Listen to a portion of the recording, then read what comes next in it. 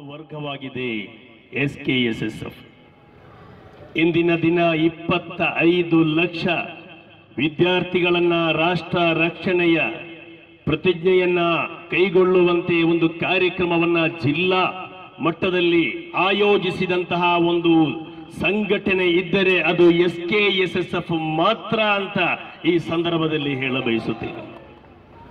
ಮಹನೀಯರೇ, ಈ ದೇಶಕ್ಕಾಗಿ ಪ್ರಾಣ ಕೊಟ್ಟಂತಹ ನಿದರ್ಶನವು SKSSF ಕಾರ್ಯಕರ್ತರಿಗೆ ಇದೆ ಅಂತ ಈ ಸಂದರ್ಭದಲ್ಲಿ ಹೇಳಬಯಸುತ್ತೇನೆ. ಕಾರ್ಗಿಲ್ನ ಸಂದರ್ಭದಲ್ಲಿ ಕೇರಳದ ನಾಸಿರ್ ಅನ್ನುವ ವ್ಯಕ್ತಿ ಈ ದೇಶಕ್ಕಾಗಿ ಪ್ರಾಣ ಬಿಟ್ಟಿದ್ದರೆ ಅದು SKSSFನ ಕಾರ್ಯಕರ್ತನಾಗಿದ್ದ ಅಂತ ಈ ಸಂದರ್ಭದಲ್ಲಿ ನಾನು ಹೇಳಬಯಸುತ್ತೇನೆ. ಮಹನೀಯರೇ, ಈ ಮಾನವ ಸರಪಳಿಯ ಪ್ರಾಯ 10 ವರ್ಷ ಆಗಿರಬಹುದು.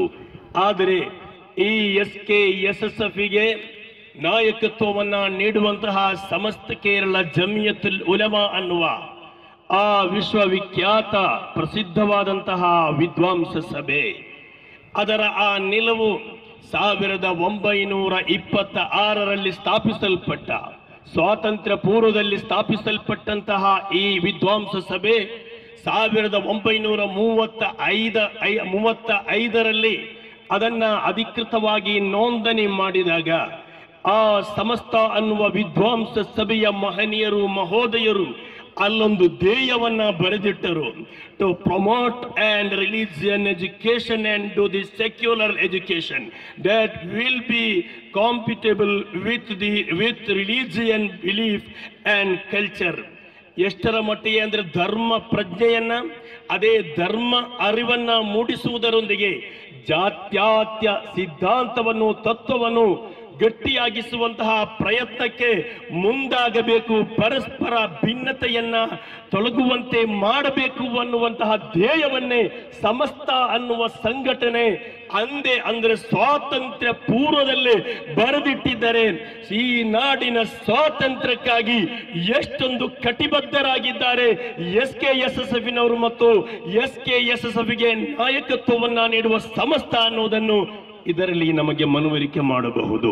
ಅದೇ ರೀತಿ ಜಾತ್ಯಾತೀತ ಅಂದ್ರೆ, ಸೆಕ್ಯುಲರ್ ಅಂದ್ರೆ ಧರ್ಮಗಳನ್ನು ತೊರೆಯುವುದು ಅಲ್ಲ.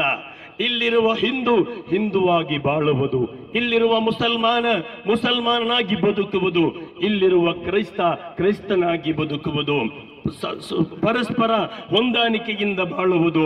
It is still better that exactly what religion is recognised by the society is by no means that clear religion and consensus.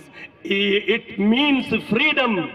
ಯಾವತ್ತು ಧರ್ಮ ಅಥವಾ ವಿಶ್ವಾಸದ ಅದನ್ನು ಕಳಕೊಳ್ಳುವುದಲ್ಲ ಸೆಕ್ಯುಲರ್ ಅಂದ್ರೆ ಅದು ಧರ್ಮ ಮತ್ತು ಧರ್ಮ ಪ್ರಜ್ಞೆಯ ಫ್ರೀಡಮ್, ಸ್ವಾತಂತ್ರ್ಯ ಆಗಿದೆ ಅಂತ ನೆಹರೂರವರು ಹೇಳಿದ್ದಾರೆ. ಆ ನಿಟ್ಟಿನಲ್ಲಿ ನಾವು ಮುಂದೆ ಸಾಗುತ್ತೇವೆ. ಅದೇ ರೀತಿ ಈ ದೇಶಕ್ಕೆ ಸಮಗ್ರವಾದಂತಹ ಶಿಕ್ಷಣ ವ್ಯವಸ್ಥೆಯನ್ನ ನೀಡಿದಂತ